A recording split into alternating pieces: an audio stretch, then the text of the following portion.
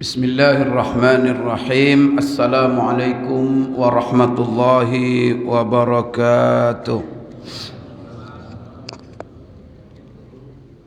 Alhamdulillahi rabbil alamin.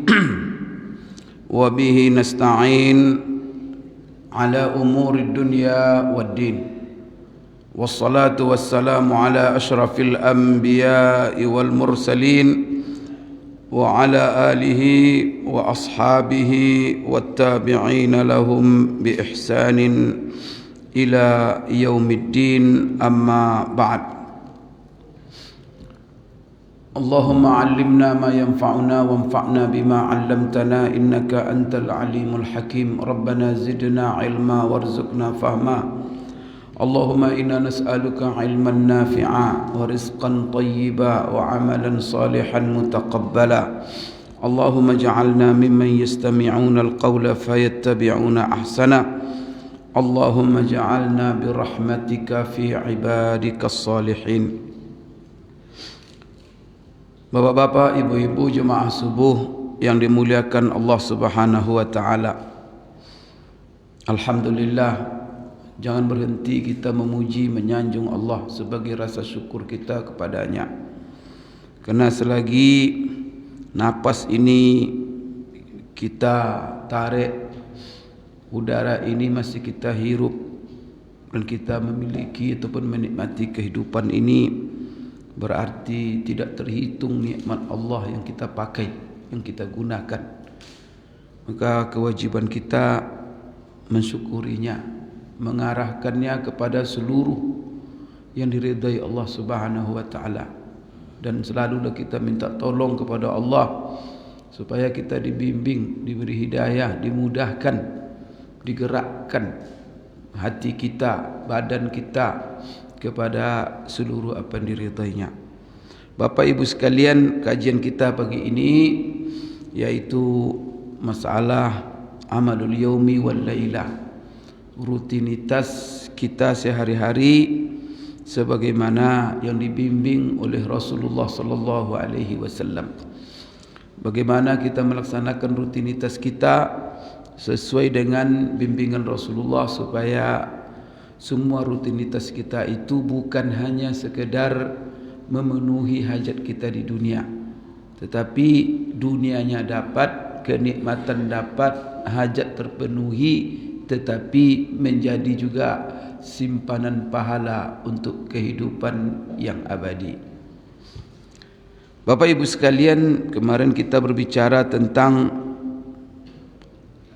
adab berjalan.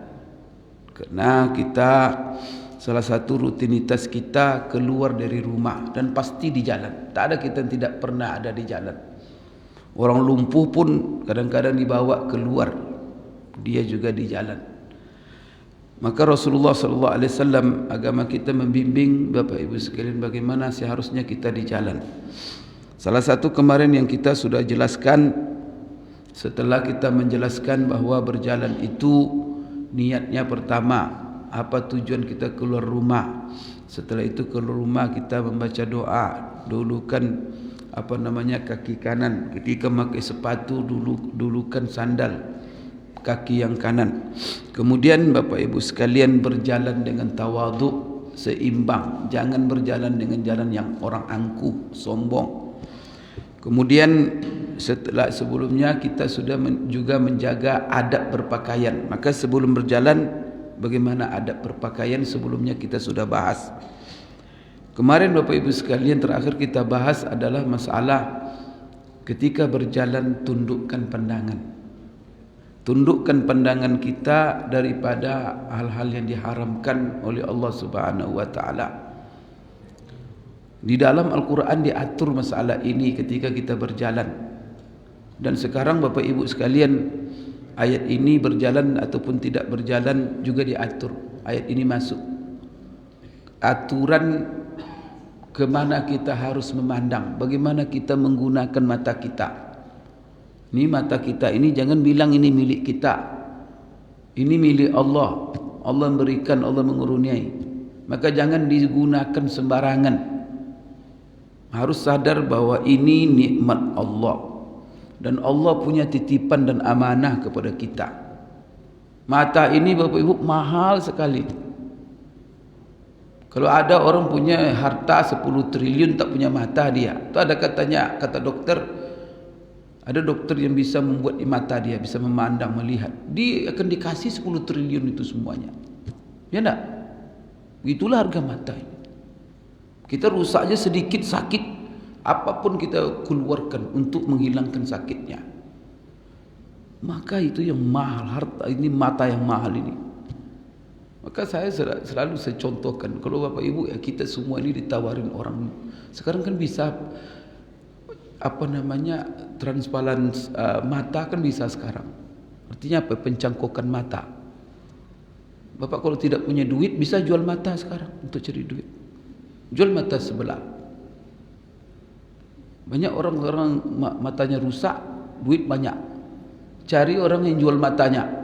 Kalau di barat tidak ada masalah sekarang. Jual ginjal, jual mata. Bahkan sekarang anehnya lagi apa? Banyak ibu-ibu yang bukan hanya sewa rahim, tapi jual rahim. Jual rahim. Karena ada orang kaya tak berketurunan, setelah diperiksa rahimnya tak bisa mengandung. Maka ada menawarkan, saya siap jual rahim saya. Jual rahim itu. Dan bisa dipasang. Dan bisa dengan rahim itu. Begitulah sekarang. Mata pun bisa dicangkok. Cangkok taruh kepada yang Bapak Ibu. Maka kalau ada Bapak Ibu datang orang sama Bapak Ibu, bawa uang banyak-banyak, satu masjid ni jumlah uang untuk beli mata Bapak Ibu satu aja. Mau Bapak Ibu jual? Kalau sehat akal kita, bawa uang tu. Itulah harga mata yang Allah berikan gratis. Tak bayar kita. Tapi Allah punya amanah titipan. Gunakan kepada apa yang diizinkan Allah. Itu saja. Sila kau menikmati. Yang boleh-boleh nikmati. Kau menikmati melihat pemandangan, melihat gunung-gunung, melihat Masya Allah apa birunya langit, kamu lihat. Silakan. Yang halal silakan. Tapi jangan perlihatkan kepada yang haram. Inilah adab. Maka mata ini ketika berjalan, kan mata terbuka itu. Silakan melihat segalanya. Tapi apa? Jangan dilihat yang haram. Maka salah satu perintah Allah, baca surah An-Nur ayat 30, ayat 31. Tapi surah An-Nur itu Bapak Ibu, itu mengatur kehidupan sosial kita. Supaya kita terwujud manusia yang paripurna, kemudian terwujud kalau kita laksanakan, kita amalkan apa yang dalam surah An-Nur dan yang lain-lain. Surah yang lain itu Bapak Ibu, adab-adab, aturan-aturan hukum. Kalau kita amalkan Bapak Ibu sekalian, Masya Allah akan terciptalah masyarakat yang bersih, masyarakat yang aman, masyarakat yang tentram. Surah An-Nur Bapak Ibu awalnya berbicara tentang zina di awal surat, mengancam tentang zina. Az-zaniyatu waz-zani fajlidu kulla wahidin minhuma mi'ata jalda. Penzina laki-laki, perempuan yang berzina laki-laki, cambuk dia 100 kali. Kalau dia belum menikah, masih bujang. Coba bayangkan, awal surat itu sudah berbicara tentang masalah zina. Setelah itu Allah mengatur terapi-terapi bagaimana supaya. Jadi Allah tidak hanya melarang sesuatu kepada kita, dilarang berzina. Haram, sanksinya berat dan itu dosa besar. Namun Allah juga menjelaskan bagaimana apa yang harus kita lakukan supaya terhindar dari zina. Maka di dalam surah An-Nur Bapak Ibu mengatur tentang pakaian perempuan bagaimana, masalah aurat, masalah hubungan di dalam rumah. Kemudian lengkaplah dalam surah An-Nur itu menata supaya, karena awalnya zina, setelah itu Bapak Ibu ayat-ayatnya itu menjelaskan apa terapi-terapi. Itu hebatnya agama kita ini, dilarang sesuatu, kemudian Allah berikan pula aturan-aturan sebagai preventif. Sampai solat ini yang diwajibkan kepada kita 5 kali sehari semalam itu untuk preventif daripada segala, karena Allah haramkan kita di dunia ini melakukan yang keji, melakukan yang mungkar. Maka apa terapinya? Maka Allah katakan wa aqimis salata innas salata tanha anil fahsya'i wal munkar. Tegakkan benar-benar solat. Kalian dilarang berbuat keji dan munkar. Supaya terhindar kalian dari yang keji dan yang munkar, solat yang benar. Tegakkan solat yang benar. Pasti. Itu Allah memastikan itu. Kenapa ibu? Wa aqimis salata innas salata. Itu pasti itu maknanya. Karena sesungguhnya solat mencegah kamu. Berarti kalau orang tidak terhindar dari yang keji dan yang munkar, dia solat juga, berarti solatnya belum benar. Usahakan dibenarkan solat itu, baik secara zahirnya, baik secara batinnya. Karena ada orang lengkap yang zahir, batinnya solatnya kacau balau. Maksudnya apa? Orang secara zahir rukun solat, syarat-syarat solat lengkap, tapi batinnya dia solat riya. Itu kan kena itu. Dia solat tapi berkecamuk dengan sifat-sifat penyakit hati, iri, dengki, hasad, benci, permusuhan, dendam. Solatnya akhirnya, maka disuruh kita awalnya bersih. Syarat sah solat. Bersih itu bukan hanya bersih. Kalau dalam hukum sah solat secara lahir, bersih lahir. Tapi diterima solat atau tidak diterima tergantung juga kebersihan hati. Maka itulah sebabnya ulama menjelaskan diterimanya amalan dua syaratnya. Pertama kebersihan hati, yang kedua bersihnya fisik. Maka syaratnya bersuci, suci badan, suci hati. Kalau sudah begitu Bapak Ibu, tanha anil fahsya'i wal munkar. Sekarang zina adalah salah satu yang munkar, maka solat itu umum. Seluruh yang munkar, yang keji. Itulah kenapa kita harus didik anak kita solat dari dini.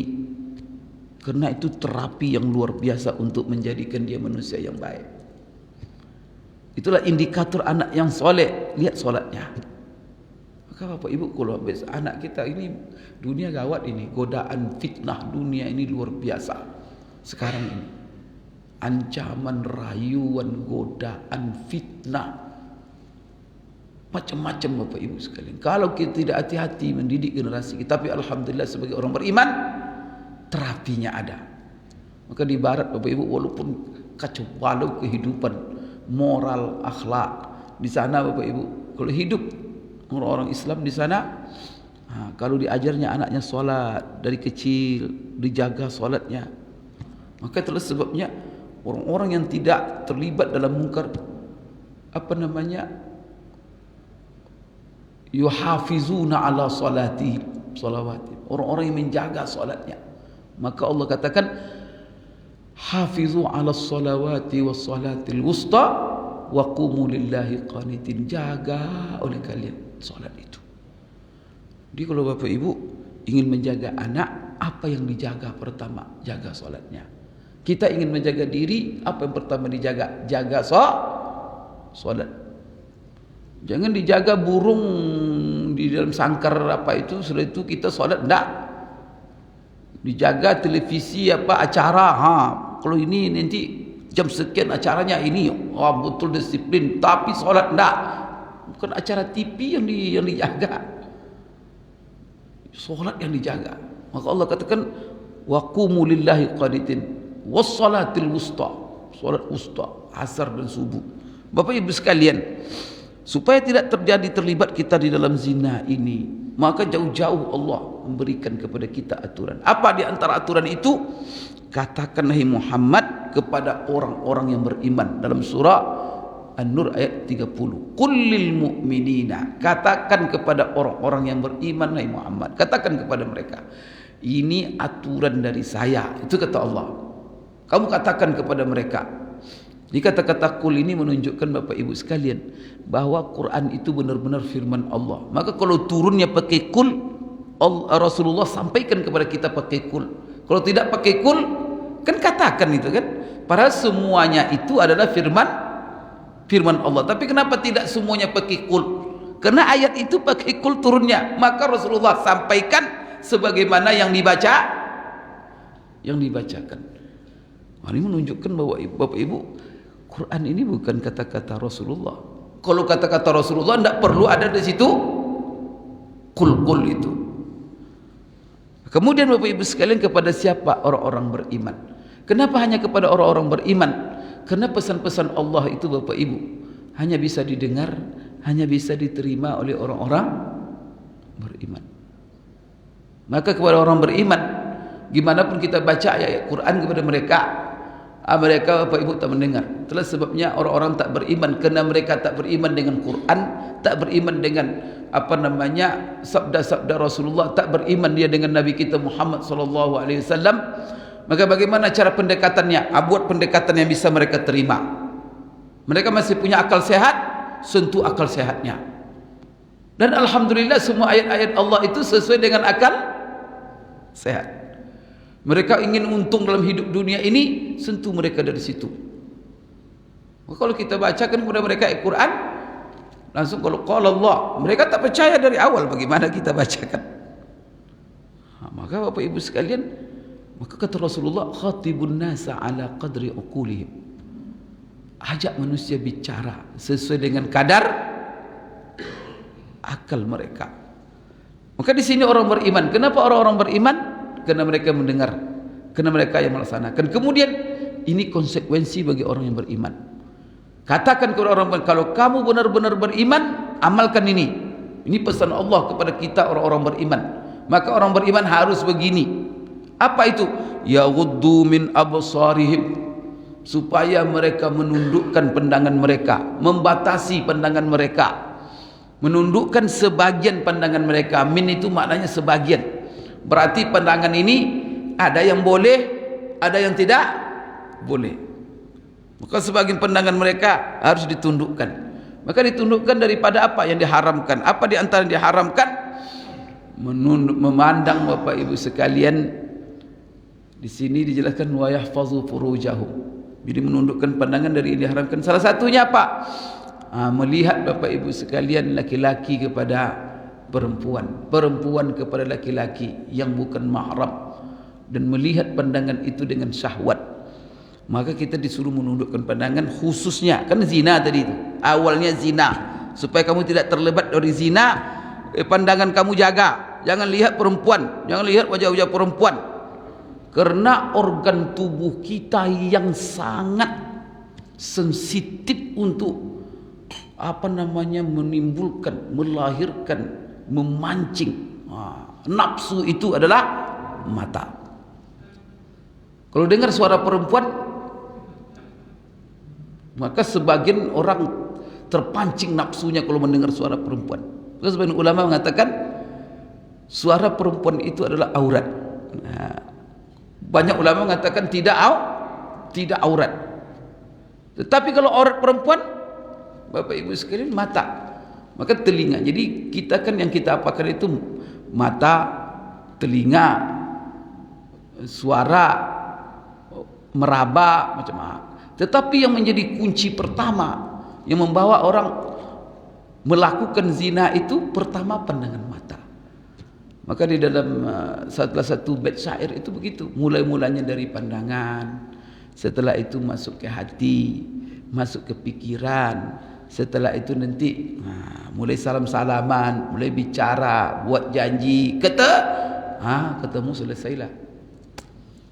Di Facebook sekarang banyak terjadi Bapak Ibu. Pertama Facebook, lihat-lihat, share foto-foto, dilihat orang, satu dia salam orang sama dia, dijawab, astagfirullahalazim. Kadang-kadang Bapak Ibu dia bersuami, dia astagfirullah.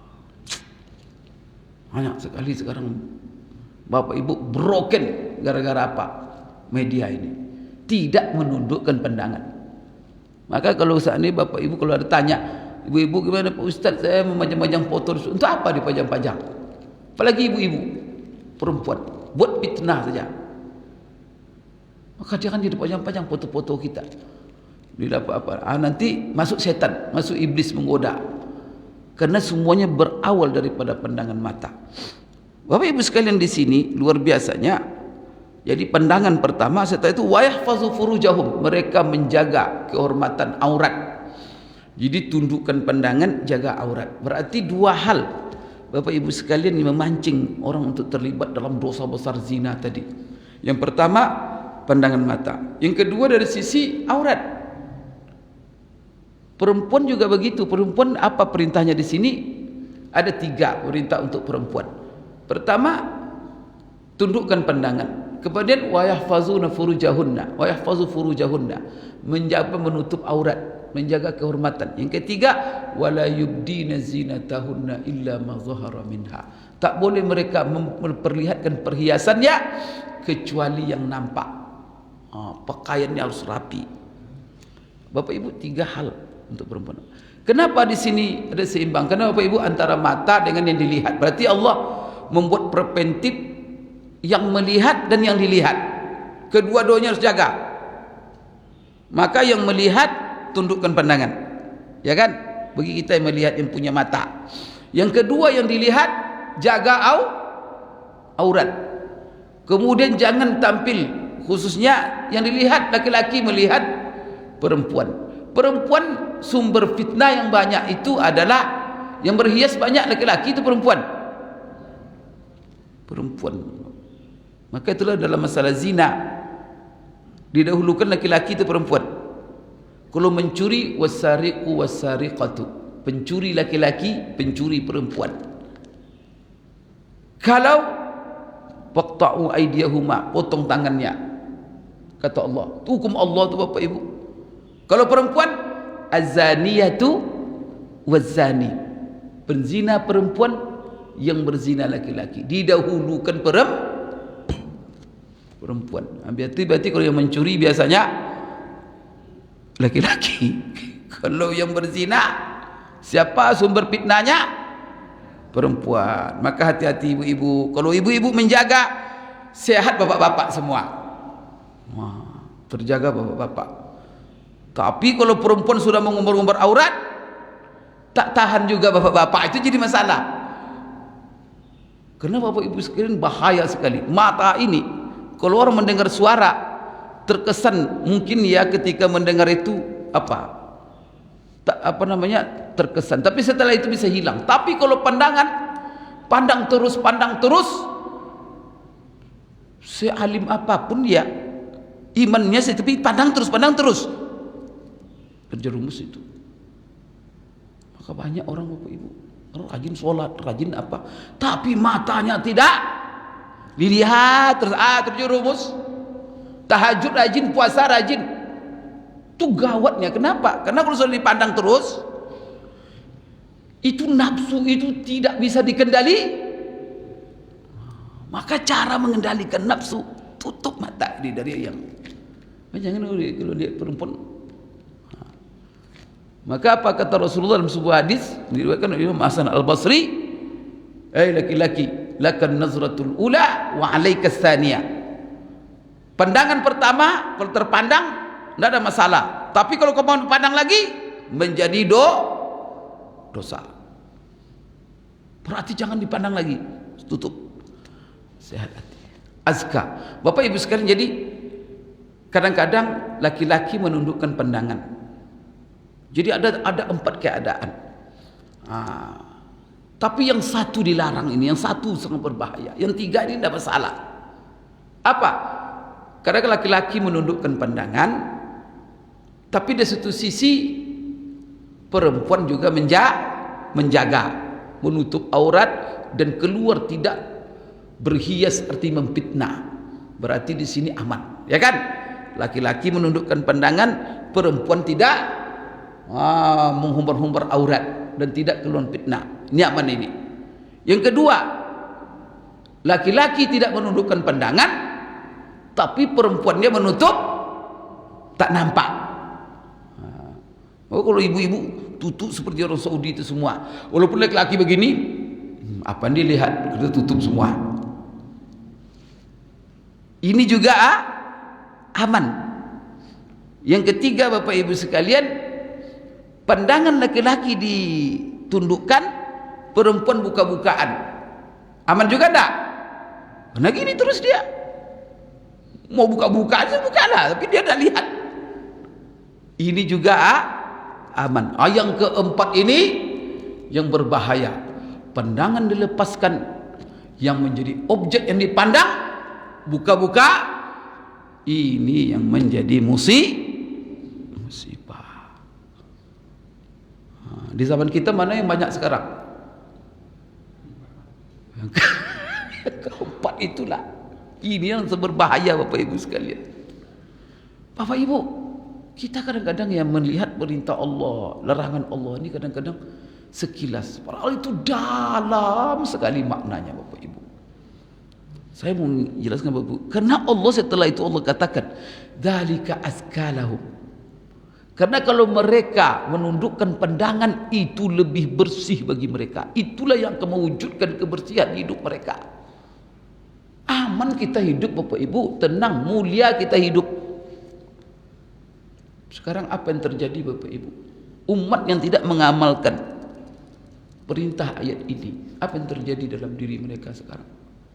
Keluarga broken, tidak ada kenyamanan, keamanan, kasih sayang, cintai mencintai antara keluarga tak ada Bapak Ibu. Bapak Ibu tahu nggak? Di barat lah umpamanya. Di barat perempuan bebas. Auzubillah Bapak Ibu, bukan hanya sekedar memandang. Nanti kalau laki-laki, dia bawa istrinya, dia ketemu dengan orang laki-laki juga, istrinya dicium-cium oleh orang depan dia. Ya enggak? Enak aja. Kalau kita, oh istri tercium oleh orang, saat itu kita ceraikan. Jangan kau pulang lagi, suruh dia balik ke rumah orang tuanya. Itu sikap kurang ajar sekali. Orang beriman tak masuk. Tapi bagi kehidupan mereka, auzubillah Bapak Ibu, kemudian bebas. Seorang istri berjalan dengan laki-laki siapa saja. Nanti laki-laki berjalan dengan perempuan, apalagi nanti apa, di tempat kerja. Katanya situ sekretaris saya, ini anak buah saya, ini nanti, maka istri tidak bisa. Siapa itu perempuan? Dia bawa kemana saja perempuan itu, memang istrinya punya radar terus. Begitu juga si istri. Kadang-kadang dia direktur pabrik, dia punya sekretaris, dia punya anak buah, banyak perempuan yang jabatan-jabatan tinggi. Bapak Ibu sekalian, kadang-kadang berhari-hari tidak jumpa, alasan tugas, alasan kerja. Ya Allah, maka di dalam Islam perempuan itu di rumah. Masya Allah. Baru orang sekarang sadar Pak, kenapa perempuan itu di rumah, tidak boleh keluar kecuali untuk kepentingan hajat. Oh ya Allah, ada satu hal yang besar ingin dijaga Allah, supaya tercipta masyarakat yang bersih. Kalau masyarakat ini bersih, tenang, nyaman. Apa yang terjadi Bapak Ibu? Masalah bersih, aman, tenang, nyaman ini damai kehidupan Bapak Ibu. Bapak Ibu, besok hari tua akan tenang, nyaman. Karena dari awal sudah menjaga. Kalau mereka Bapak Ibu dari awal tidak menjaga, coba apa yang terjadi? Anak sudah besar Bapak Ibu, lepas dari orang tua. Setelah lepas dari orang tua, dia tak peduli lagi orang tuanya. Tak ada kasih sayang, tak ada cinta. Tidak ada kekokohan Bapak Ibu, dia mencintai orang tuanya. Masalahnya apa? Umpamanya Bapak Ibu sekalian, seorang anak, gimana dia ngasih bapaknya? Karena dia tidak yakin apakah ini bapaknya atau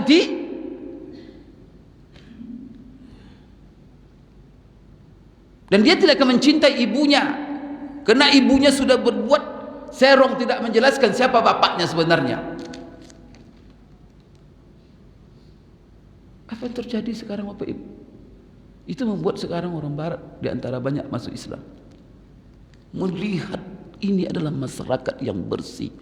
Maka lahir dari mereka, dari mulut mereka, penelitian mereka, perempuan muslimah, wanita terbersih di dunia.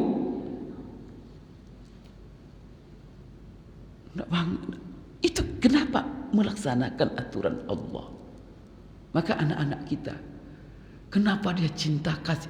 Karena tidak ada sedikit pun keraguan dalam dirinya, ini adalah ibu saya dan ini adalah bapak saya. Maka dia cinta, dia korbankan semuanya. Nyawa pun dia korbankan untuk orang tuanya. Tapi coba Bapak Ibu, kalau ibu kemana-mana dilihat oleh anak, laki-laki ini, pergi makan siang laki-laki ini apa, tinggalkan suami apa. Anak-anak nanti jadi mana? Coba lihat nanti. Bapaknya juga begitu dilihatnya. Hari ini dengan perempuan ini, hari ini dengan perempuan ini, hari ini dengan perempuan ini. Ibunya hari ini laki-laki ini, hari ini laki-laki ini. Astagfirullahaladzim. Bapak saya siapa ini katanya? Inna lillahi wa inna ilaihi raji'un. Bapak Ibu. Indah enggak Islam? Untuk kepentingan siapa? Jangan dibilang ini Islam ini mengekang Bapak Ibu untuk kita semua. Maka saya ceritakan sekarang banyak di barat Bapak Ibu. Anak ada, anak di sana, tak dijenguk-jenguk orang tua. Maka kalau orang tua sudah tua, kalau tak punya rumah, di mana ditaruh? Taruh di panti jompo, sampai mati nggak dilihatnya. Kalau dia punya rumah Bapak Ibu, tinggal di rumah dua orang tua tadi sampai tua. Sakit tak dijenguk apa? Banyak sekali mereka yang mati dalam rumah itu. Mati bangkai, kadang-kadang busuk sampai 2 minggu. Kena bau busuknya sudah kemana-mana. Baru nanti petugas. Di masyarakat Islam terjadi ini.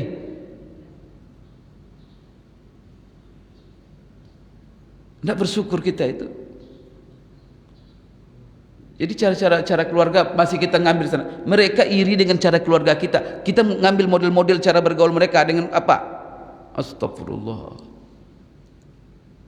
Maka barat itu sekarang Bapak Ibu, karena orang kalau sudah rusak, dia tidak ingin rusak sendiri, ingin merusak orang.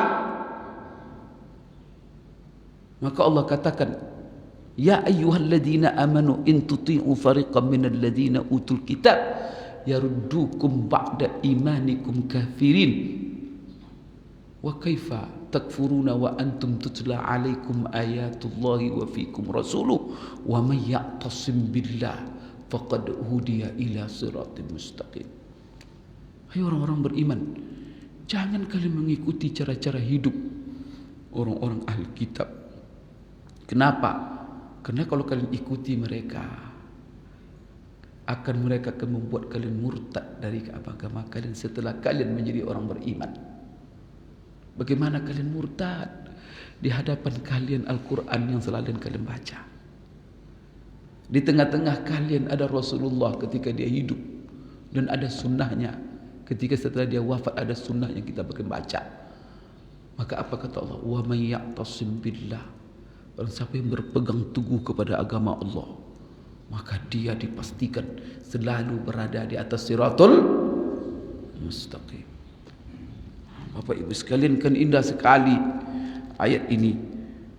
Maka di sini Bapak Ibu sekalian, itulah sebabnya Allah Subhanahu wa taala, Rasulullah sallallahu alaihi wasallam, Bapak Ibu sekalian, memerintahkan kita untuk menundukkan pandangan ketika di jalan. Maka kalau ibu-ibu menjadi pedagang, silakan, tidak ada masalah. Tapi jangan keluar nanti memfitnah. Maka jangan berhias berlebihan. Pakai make up, pakai gincu, pokoknya bagaimana orang tertarik. Itu jangan. Maka kalau keluar aja lah, untuk kepentingan saja. Tapi jangan memfitnah. Anak-anak kita juga begitu. Punya anak gadis kita bermake-up keluar. Nah, jangan. Kamu nanti kamu disambar setan kamu nanti. Sudah kau tampil saja biasa. Berjaga aja kebersihan. Tapi kalau kalau sudah berhias-hias, itu sudah memfitnah nanti. Kalau sudah memfitnah, setan-setan nanti banyak nanti di sekitar. Bapak Ibu sekalian, maka dua di sini. Tundukkan pandangan. Di satu sisi objeknya juga perempuan, harus Bapak Ibu sekalian untuk menjaga perhiasannya supaya jangan sampai fitnah. Ini Bapak Ibu sekalian yang perlu kita jaga, dan adab-adab Bapak Ibu sekalian supaya kita di dalam kehidupan ini Bapak Ibu sekalian bersih, tenang, damai dan sejuk. Dan inilah Bapak Ibu sekalian kehidupan yang disebut dengan ummatun wasata. Lengkap, dilarang ini, buat terapinya ini. Lengkap agama kita ini. Maka tindakan-tindakan preventif. Maka kalau sudah terjadi, situ ada pula nanti tindakan kuratif namanya. Ada sanksi. Kalau sanksi sudah berzina, dicambuk 100. Kalau dia sudah menikah, dia apa? Dirajam. Awat Bapak Ibu sekalian. Tetapi jauh-jauh setelah itu Allah telah memberikan. Maka semuanya agama ini ya, kalau yang ibadah-ibadah itu rata-rata preventif. Mulai dari akidah. Akidah kita tanamkan supaya membuat kita jadi orang yang tempat takutnya hanya Allah. Disuruh bertakwa, takwa. Takwa kepada apa? Takwa kepada Allah. Maka merasa dalam hidup ini meyakini bahwa setiap langkah kita, gerak kita dilihat Allah. Maka kita belajar akidah, Allah Maha melihat. Tak ada satupun yang tersembunyi darinya. Allah Maha melihat apapun. Kemudian kedua, Allah Maha mendengar. Kata hati pun Allah mendengar. Yang terlintas di pikiran kita pun Allah Maha tahu. Allah Maha tahu. Itu keyakinan itu. Kalau akidah itu Bapak Ibu sekalian, maka saya selalu pesankan, jangan mengajarkan akidah yang khilafiyah saja. Itu yang akidah keyakinan Allah Maha melihat. Perasaan dan menjiwai itu yang akidah. Sehingga dia apa? Selalu merasa takut. Allah Maha Kuasa, Allah Maha Jabbar, Allah Maha Qahar, membuat si orang tawadu, tidak bersifat sombong. Karena kesombongan bukan hak manusia. Manusia sombong apa? Itu maksud akidah itu. Karena orang suruh belajar akidah teoritis. Yang sudah masuk kepada ilmu teologi perbantahan. Bukan begitu kalau akidah itu. Kalau akidah keyakinan yang mantap tadi, itu ini jadi yang diapakan. Karena semuanya kan sepakat itu. Allah melihat segala sesuatu. Ada yang berbeda ulama di situ? Tidak ada. Allah Maha tahu segala sesuatu. Ada yang berbeda. Tapi ada orang sibuk Allah di atas, Allah punya tangan, Allah. Kenapa itu yang dibahas? Itu adalah masalah-masalah yang berbeda bagaimana ulama menyikapi. Tapi itu Ibu, itu kan hanya ijtihad ulama. Di sini mengatakan begini, di sana mengatakan begini. Tapi inti-inti yang menjadi inti yang disepakati, kenapa itu yang tidak ditanamkan? Kenapa itu yang tidak Bapak Ibu diajarkan selalu? Kemudian Bapak Ibu sekalian, akidah itu adalah preventif. Karena orang kalau sudah merasa di bawah penguasa Allah Maha tahu, Allah Maha melihat, Allah Maha mendengar, Allah Maha mencatat semua yang kita kerjakan, dan Allah akan membalas. Dan Allah Maha adil. Itu ngeri. Kalau keyakinan itu tertanam preventif, maka orang hati-hati. Maka itu sebabnya orang kalau dia berbuat maksiat tergantung kepada imannya. Maka ketika dia berani berbuat maksiat, berarti imannya bermasalah. Mengapa nipu orang dia? Berarti imannya masalah. Maka itulah kata Rasulullah, tidak ada mencuri seorang pencuri ketika dia mencuri itu imannya masih ada. Ketika itu imannya copot itu. Maka mati seorang mencuri, itu berbahaya. Tidak ada orang berzina dan dia ketika berzina itu imannya, karena iman itu menjaga. Iman itu preventif. Berarti kalau dia lakukan iman ketika itu kata Rasulullah SAW. Bapak Ibu sekalian, ibadah juga begitu. Maka rajin kita puasa. Puasa itu untuk apa? Coba, salah satu puasa itu terapi oleh Rasulullah bagi anak-anak muda yang nafsu luar biasa, tetapi apa? Kemampuan tak ada. Kan ada anak muda kan? Nafsu besar, kemampuan tak ada. Duit tak ada, mau menikah, semua perempuan minta mas kawin, dia tak bisa. Maka apa? Kata Rasulullah, ya ma'syaras syabab, man istata'a minkumul ba'a falyatazawwaj. Hai anak-anak muda, siapa kalian yang punya kesanggupan menikah? Kalau tidak, fa'alaihi bisawm. Kalau tidak, dia berpuasa. Kena puasa itu benteng. Kalau ada anak muda kita Nafsu besar, kemampuan tak ada, bilang sama dia, nak, rajin-rajin puasa. Puasa itu terapi, suruh puasa dia. Kerana puasa itu menekan nafsu. Subhanallah, Bapak Ibu sekalian. Di ibadah itu preventif. Zakat preventif. Zikir preventif. Semua preventif.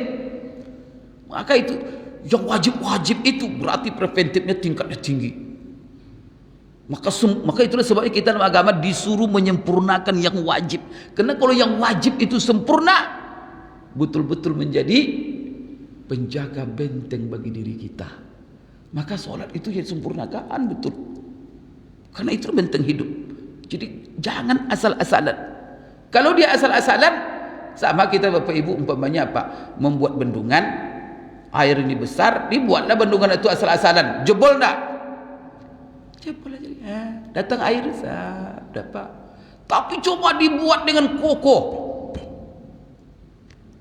Sebesar apapun nanti air yang menghadang, banjir bandang yang datang, dia tetap kekar. Itulah umpamaan kehidupan. Iman ini adalah benteng. Ibadah itu adalah benteng. Kokohkan dia. Yang wajib-wajib itu harus kokoh. Karena kita akan dihadang oleh fitnah. Kalau membuat aksesoris nanti bendungan itu silakan. Dibuat aksesoris itu yang sunat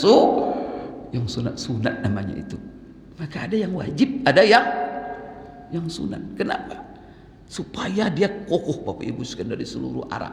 Ketika dihadang oleh fitnah, dihadang oleh cobaan, imannya tetap kokoh. Tidak akan terjerumus, tidak akan jebol, tidak akan Bapak Ibu terjatuh dia kepada kemaksiatan. Itulah ibaratnya. Alhamdulillah Bapak Ibu, inilah preventif diajarkan Allah. Maka ingat, ini di masalah di dalam jalan. Maka berapa banyak orang kadang-kadang dengan istrinya ketawa awal dia apa namanya di rumah bahagia, keluar jalan, pulang-pulang masa meja mukanya, rupanya sudah tergoda oleh salah. Ibu-ibu juga begitu, bekerja di kantor, suami di rumah digoda-goda laki-laki, suami kerjanya tukang becak pula atau kerjanya rendah, dia pegawai gaji 15 juta, suami cuma atau ada menggoda lagi dia ada di jalan, sudah itu tidak dilihatnya suaminya lagi. Astagfirullah, kasus ini banyak Bapak Ibu. Setelah saya datang ke rumah, datang ke kantor, saya kan tiap Selasa buka konsultasi saya. Inilah sekarang terjadi banyak. Maka ibu-ibu, ya Allah, jangan cari dosa, hidup sementara cuma. Ingatkan anak-anak kita ya, kalau dia bekerja di kantor, nak jaga auratmu, jaga pandanganmu. Jangan berhubungan dengan laki-laki lain kecuali sekedar tugas kamu. Ingat suamimu, utamakan suami. Itu tuh penting, itu dia nasihat-nasihat itu. Kalau nak hancur kehidupannya. Ini menggoda-goda itu Pak Ibu, orang punya suami goda itu setan itu. Orang bersuami digoda-goda istri orang. Setan tu enggak? Setan lah. Karena haram mengganggu-ganggu istri orang. Itu tidak ada punya malu, tidak punya apa. Itu ibu-ibu mau juga. Ibu-ibu itu kan lemah. Itulah sebabnya kalau tidak butuh, lebih baik di rumah. Kenapa? Karena ibu-ibu itu lemah agamanya, lemah akalnya. Maksudnya apa? Gampang gampang tergoda. Maka ingatkan betul Bapak Ibu, ini masalah ini penting sekali Bapak Ibu, karena ini telah merusak masyarakat kita. Tapi umat Islam Bapak Ibu sekalian, kalau betul-betul mengamalkan ini, insya-Allah menjadi contoh. Maka itulah sebabnya Allah katakan kuntum khaira ummatin, kamu sebaik-baik umat. Menjadi contoh masyarakat yang bersih, masyarakat yang tenang, masyarakat yang sosial, masyarakat yang hidup damai, hidup Masya Allah. Maka kalau ada ngacau-ngacau kita, membuat ajaran macam-macam pula, disuruhnya di barat ke sini, jangan mau Pak. Ini kita Quran sudah ada. Ngapain kita mencontoh kehidupan sosial? Kehidupan sosial sudah lengkap aturannya dalam Al-Quran. Baik Bapak Ibu, berikutnya Bapak Ibu sekalian, adab jalan kita adalah Bapak Ibu sekalian kaful adha. Ini kalau kita berjalan itu salah satu adab. Dan Bapak Ibu, ini kewajiban kita ketika kita keluar berjalan. Artinya apa? Menahan diri Bapak Ibu sekalian, tidak keluar ke jalan mengganggu orang lain, menyakiti orang lain. Kemudian Bapak Ibu sekalian membuat gaduh orang lain. Jangan sampai kita keluar di jalan kita membuat masalah. Atau tolong itu. Jangan sekali-kali buat masalah. Makanya Bapak Ibu mau apapun, karena kita mau cepat ke kantor, terlambat. Setelah itu kita pengen kendaraan. Jadi itu ada lampu merah. Diterobos saja lampu merah. Tabrakan. Itu kan namanya buat masalah. Maka ketika keluar patuhi undang-undang, patuhi aturan. Kemudian jangan buat masalah bagi siapa saja orang lain. Salah satu membuat masalah orang lain, umpamanya apa? Keluar buang sampah sembarangan di tengah jalan orang lain. Kalau Bapak Ibu sekalian, salah satu dilarang, jangan kita membuang sampah sembarangan. Nanti tercium oleh orang dan nanti terganggu ciuman orang. Orang pasti bilang, siapa yang menurut sampah ini? Nyumpah orang sama kita. Kalau dia terzolimi penciumannya apanya, berdoa dia. Doa orang terzolimi. Maka Bapak Ibu, kalau sudah bau sampah kita jangan di jalan. Pikirkan di jalan ini orang akan lewat. Nanti bau sama tidak sedap, kita menyakiti perasaannya, menyakiti penciumannya. Oleh karena itu, kita usahakan bagaimana caranya. Apakah kita bakar, apakah kita timbun dalam tanah, atau bagaimana kita antarkan ke tempat memang spesial untuk sampah. Ini orang Islam, Bapak Ibu, masyarakat Islam di sini belum mengamalkan ini. Kita ini kadang-kadang paro-paro. Ini kita amalkan, yang ini kita tidak pedulikan. Maka masyarakat Islam kadang-kadang nahas, Bapak Ibu sekalian. Tertuduh kita ini orang Islam ini kotor-kotor. Islam ini jorok. Islam ini Bapak Ibu sekalian. Coba. Kadang-kadang Bapak Ibu ada sebuah penelitian. Tapi itu ya, penelitian kadang-kadang objektif atau tidak. Tapi orang Barat, ditelitinya kita orang Indonesia. Orang Indonesia ini mayoritas Muslim. Ditelitinya dari Aceh sampai ke Jawa. Bagaimana kehidupannya? Mereka tidak melihat ayat Quran apa, tapi biasa-biasa kebersihan, indikator-indikator itu. Maka apa? Maka negara-negara Islam ini paling bawah dalam masalah itu. Kebersihan paling bawah, negara kotor. Maka kesimpulannya apa? Orang-orang Islam tidak berhak untuk memegang tampuk peradaban. Maka kita ditaruh di negara apa? Ketiga, bukan negara maju. Karena indikator negara maju dilihatnya kebersihannya, kerapiannya, menjaga lingkungan. Itu dilihat mereka. Mereka tak nilai sejauh mana dia taat solat. Ada gitu? Tidak tahu mereka solat kita, Pak. Dia tidak nilai. Kemudian Bapak Ibu sekalian, tapi kadang-kadang Bapak Ibu masalah kriminal juga. Diteliti kriminal. Tapi alhamdulillah Bapak Ibu, sekarang coba kriminal yang mengerikan. Negara yang mana yang apa? Semua bukan negara. Tidak ada negara Islam satupun. Umpamanya negara tertinggi pelacurannya. Coba lihat. Sampai 10 negara. Ada negara Islam. Negara yang paling tinggi korupsinya. Negara yang paling tinggi perampokan. Negara yang paling tinggi pembunuhan. Negara yang paling tinggi pelecehan seksual. Negara paling tinggi negara-negara. Hal-hal seperti itu tak ada negara Islam. Tidak ada mayoritas Islam. Tapi negara paling jorok, paling kotor, itu jadi masalah.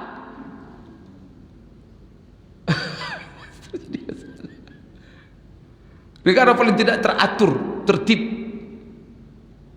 Lampu merah tidak jalan kadang-kadang. Dia lampu merah setelah itu pergi Bapak ke Mesir. Saya ke Mesir. Kalau kita patuhi lampu merah itu malah tidak lancar. Jadi semua orang lampu merah masuk. Ini pulang-pulang kita minum bodrek kita karena sakit kepala. Itu dapat cuma di negara Islam pula itu. Astagfirullahaladzim. Pergi kita ke barat, satu klakson pun tak dengar kita selama kita di jalan. Karena masing-masing yang dahulu Bapak. Kalau di barat kita Bapak Ibu, begini kan lampu sedikit seminta dulu, minggir dia kasih.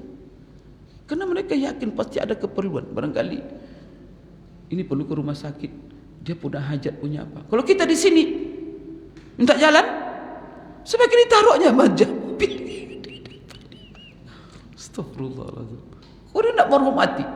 Yang lebih parah lagi Bapak Ibu, dipasang pula di belakang apa namanya mobilnya, asyhadu an la ilaha illallah, kalimat la ilaha illallah. Setelah itu dia mobil astagfirullah, lampu merah pun kemudian dibawa ke mobilnya la ilaha illallah. Bapak Ibu sekalian, tinggal ini deh Bapak Ibu sekalian. Padahal ini Bapak Ibu, kalau ini kita perhatikan ini umat Islam, Masya Allah bersih lingkungannya. Gimana tidak bersih Pak? Bagi kita kebersihan bagian dari iman. Bagaimana kita tak bersih? Kita jaga keindahan lingkungan, buat taman, buat kalau orang masuk ke lingkungan orang Islam, Masya Allah teratur apa. Bapak Ibu, kalau ada kita bangunan, coba orang Barat kalau buat bangunan, hati-hati Pak. Pasir apa itu ada perangkat-perangkat itu supaya tidak debunya, sampahnya diapakan. Kalau mereka ngangkut tanah, jalan itu dibersihkan kembali supaya apa? Tetap indah. Kita angkat tanah habis jalan itu tinggalkan. Pokoknya bangun. Itu apa itu? Rasa sebenarnya. Maka tinggal umat Islam hal-hal seperti ini harus diamalkan. Ini kadang-kadang dianggap remeh oleh umat Islam. Padahal orang menilai kita dari situ. Antri juga. Jadi Bapak Ibu ke Singapura, ada orang berlomba-lomba masuk bus, satu-satu masuk. Yang berubut-ubut Bapak Ibu, nah itu di mana itu? Astagfirullahaladzim. Padahal Bapak Ibu, agama yang mengajarkan teratur dalam ibadah Islam. Salat apa rukun terakhir? Tertib itu kan artinya dahulukan yang dahulu, kemudian kan yang. Maka Bapak Ibu kalau salat tidak tertib, tak sah. Umpamanya sujud dulu baru berdiri, gimana kira-kira? Takbiratul ihram dulu, lengkap, teratur, tertib. Tidak boleh menyalahi tertib itu. Walaupun lengkap semuanya 13 rukun salat, tidak tertib, batal salatnya. Wudu apa rukun terakhir? Berarti agama mengajar tertib. Tapi kenapa antri tak tertib? Karena kita menganggap salat itu tidak untuk mendidik kita dalam kehidupan. Salat itu untuk kehidupan Bapak Ibu. Maka kalau ada tertib berarti dalam hidup kita tertib. Suruh kita bersih berarti kita dalam hidup juga bersih. Kemudian Bapak Ibu kita suruh mengikut imam berarti kita dalam hidup juga mengikut pemimpin. Kan itu disuruh kita bersab-sab supaya apa? Umat Islam juga bersab-sab dalam seluruh lini kehidupan. Maka dia bersab-sab dalam ekonomi, bersab-sab dalam memilih pemimpin, bersab-sab di dalam pendidik, bersatu dia. Bukan hanya untuk sholat aja ini. Sholat ini mengajarkan kita dalam sholat itu nilai.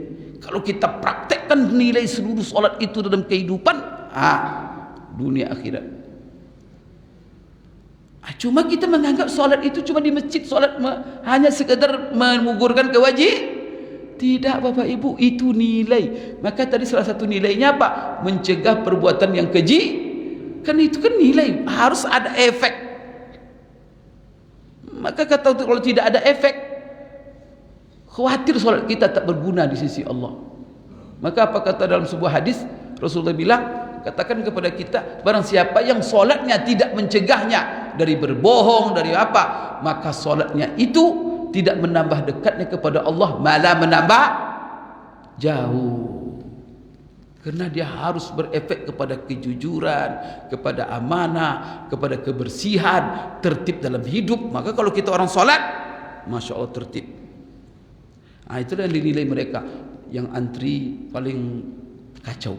Kebersihan paling kacau, membuang sampah sembarangan. Apakah Bapak Ibu sekalian, salah satu adab di jalan, tidak boleh kita membuang sampah, kemudian sisa-sisa makanan di tengah jalan orang banyak. Kemudian juga Bapak Ibu, tidak boleh kita membuang air, baik buang air kecil, buang air besar di jalan manusia atau tempat-tempat di taman-taman. Maka kalau orang Islam, dia di taman kota, jaga kebersihan. Semua kita penjaga kebersihan, karena itu apa? Islam ini menuntut kita. Maka jangan nanti sisa sampah kita taruh di mana-mana, buang. Jangan.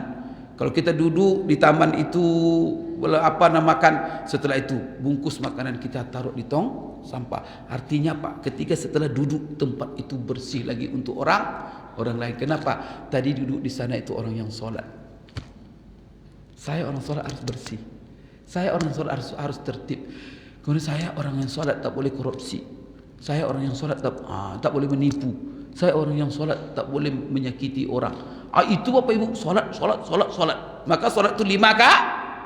Ingat itu supaya dia berpengaruh. Itu dapat saya sampaikan Bapak Ibu. InsyaAllah kita sambung lagi dalam kesempatan yang lain. Aku qouli hadza wa astaghfirullah li wa lakum. Subhanakallahumma rabbana wa bihamdik, asyhadu an la ilaha illa anta, astaghfiruka wa atubu ilaik. Wabillahi taufiq wal hidayah. Assalamualaikum warahmatullahi wabarakatuh.